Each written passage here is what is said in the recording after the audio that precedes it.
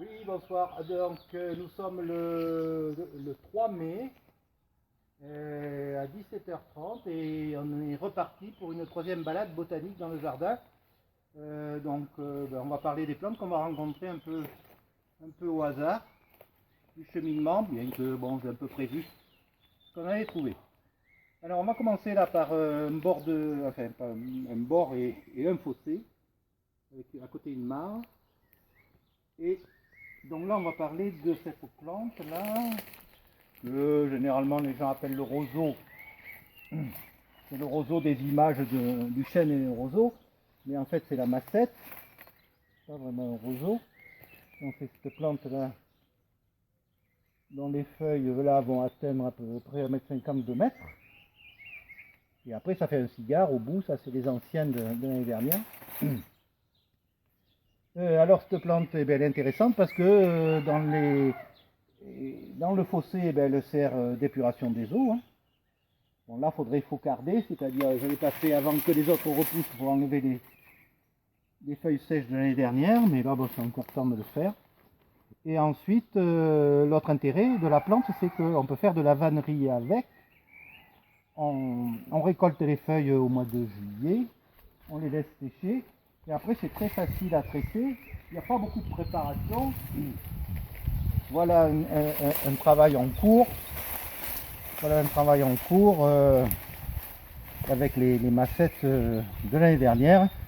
Un travail que j'ai un peu abandonné là depuis 3 mois, mais bon, je sais pas. J'en ai encore de l'année dernière, je vais sans doute le continuer, ça fera un petit sac. Voilà, et puis après c'est costaud en fait. Hein. Vous ne croirez pas, mais ça peut être costaud. Donc voilà celle-là qu'on trouve au bord des fossés. En même temps, il y en a une autre qu'on trouve au bord des fossés dans les lieux humides. C'est celle-ci que j'ai implantée aussi, comme la massette qu'il n'y avait pas dans le fossé. C'est cette herbe-là, c'est la reine des prés. Voilà, elle va montrer 1,50 m. Elle va faire des fleurs, des petites fleurs, une petite grappe de fleurs très odorantes. Et celle-ci, on s'en sert en herboristerie, en phytothérapie. C'est une plante qui contient de l'acide salicylique. C'est une spirée. Voilà, et donc toute la plante, autant les fleurs que les feuilles, peuvent être utilisées parce qu'elles contiennent l'acide salicylique. D'ailleurs, quand on la goûte, c'est un petit goût amer. C'est comestible, bien sûr. C'est un petit goût amer et ça a un goût, effectivement, comme c'est un goût, on va dire, de médicament. On sent le goût de médicament de notre enfance.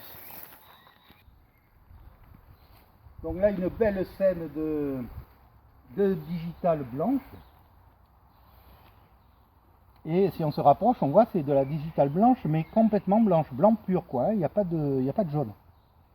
Alors si je parle de ça, celle-là, c'est pour l'intérêt décoratif. Mais c'est aussi que, en fait, c'est pas une plante sauvage, du moins je ne pense pas.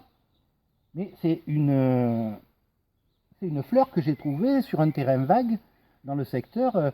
Il y avait les maisons les plus proches étaient à 50 mètres. Je ne sais pas d'où elle vient. En tout cas, elle se ressème toute seule. Et là, elle s'est ressemée ici. Elle fait une belle scène cette année. L'année dernière, ou au début que je l'ai transplantée, elle était là-bas à 10 mètres. Elle avait fait à peu près les mêmes scènes. Elle était même montée beaucoup plus haut. Les plus grandes étaient montées à 2 mètres. Voilà, donc c'est pour dire, soyez à l'affût des plantes que vous croisez dans les terrains vagues, parce qu'il y a des choses intéressantes quelquefois.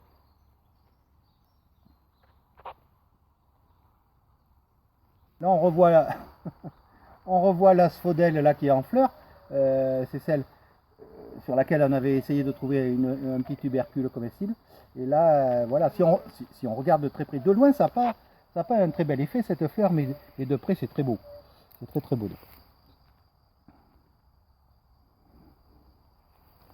À son pied, on a une belle touffe de pulmonaire.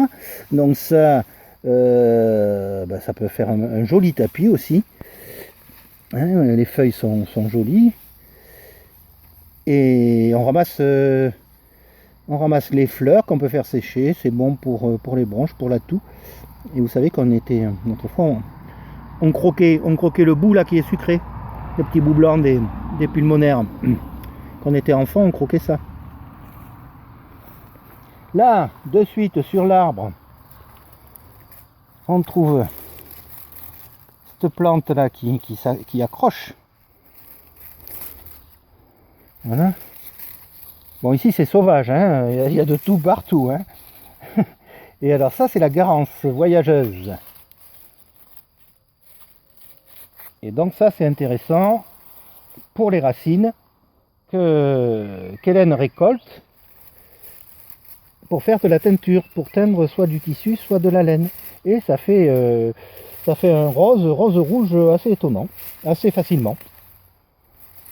Bon, il faut une petite quantité, il faut aller chercher la racine plutôt sur les mois d'automne, mais c'est assez sympa.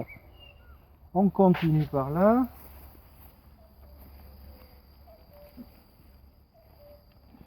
Alors là aussi on a une grosse touffe de garance là qu'il faudrait peut-être, si on veut que le reste pousse, parce que là elle va étouffer, c'est un buis qu'il y a dessous. C'est un buis, elle a complètement envahi le buis. Là on revoit la silène, là qui a quand même pris un peu d'ampleur par rapport à l'autre fois. Voilà, donc si on dégage un peu autour, là on verra un beau bouquet de clochettes, hein, qui sont assez jolies là sous le soleil couchant. C'est un peu serré, c'est assez joli. On revoit une digitale au passage. Donc on revient là sur ce petit massif sur lequel on avait parlé de la je vais le dire, la Véronique Petit Chêne. On avait parlé de l'onagre là qui commence à monter. Et là on y revient. Alors pour parler de ça, alors ça c'est intéressant, ça c'est du serpolet. C'est le thym serpolet sauvage. J'ai eu du mal à l'implanter au jardin, mais j'ai fini par le faire et là ça fait une belle touffe. Et moi je trouve que c'est meilleur que le thym. C'est plus doux, c'est plus parfumé. Et donc les pieds là, je les ai trouvés au bord de la route. J'ai transplanté une touffe et puis voilà, petit à petit ça s'étale. Et ça c'est très pratique. Hein. Parce que ça existe toute l'année. Vous pouvez en faire sécher si vous voulez. Mais vous en avez même l'hiver.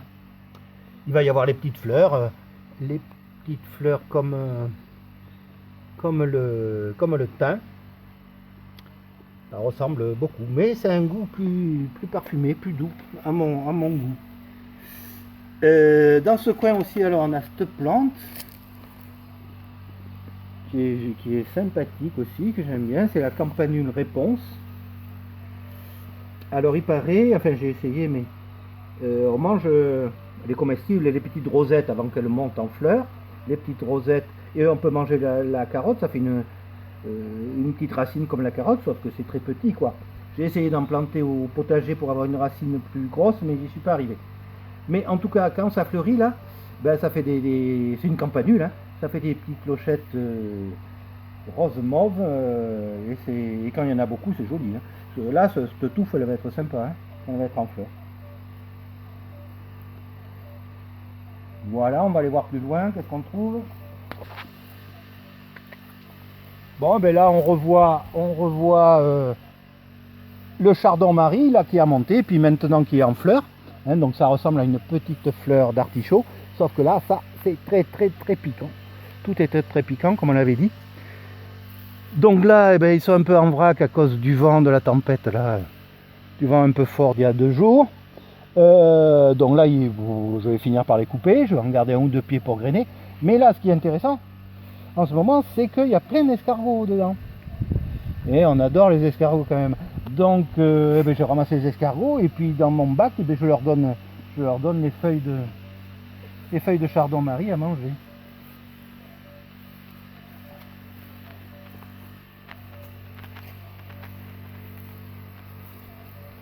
Allez, un petit passage dans le chemin creux.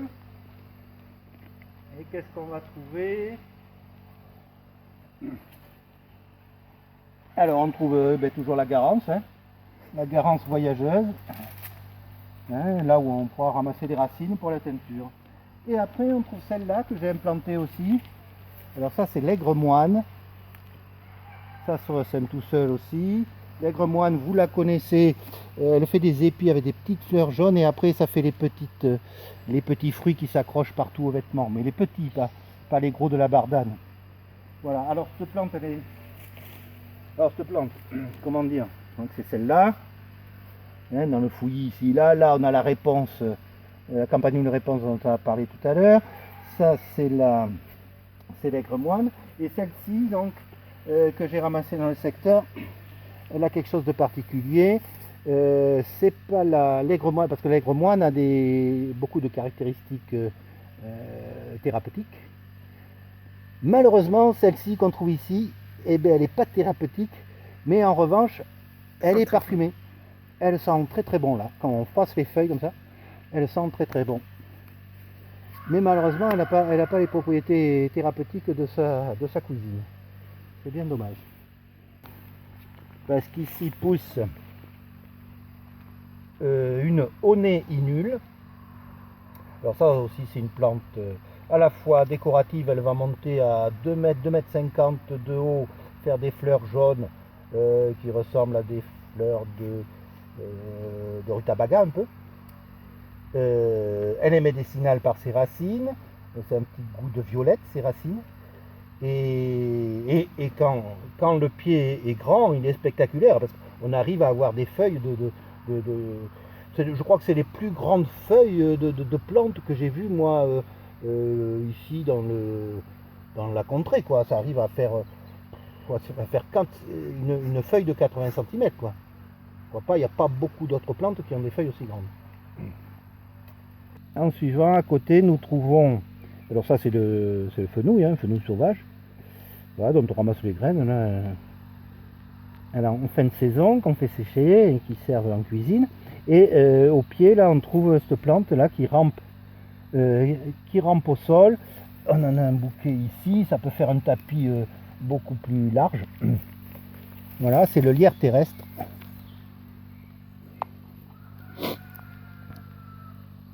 Alors cette plante, elle est intéressante, elle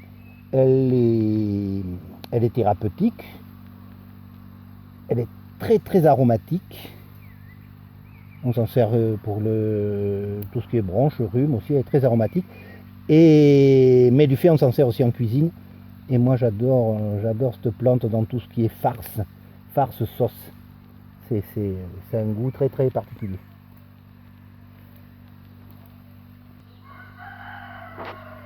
Voilà, donc là on est au potager.